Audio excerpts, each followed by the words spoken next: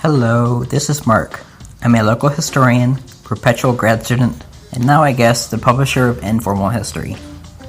Previous to this undertaking, I was the producer for the St. Louis Speaks podcast, with hosts Umar Lee and Stephanie Russell.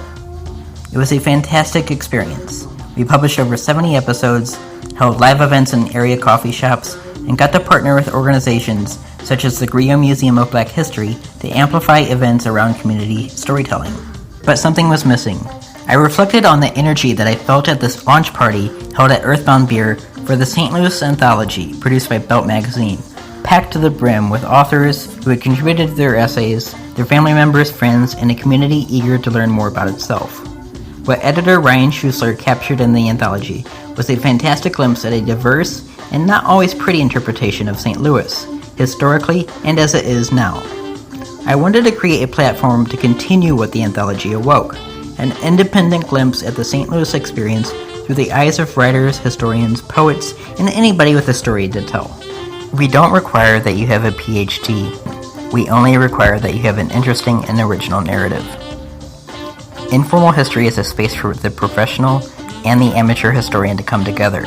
It is a space that welcomes the house historian, the genealogist, the librarian, and the musician. It is a space for local photographers, poets, and artists to reflect on the St. Louis landscape, both as they see it physically and what they deem to be invisible.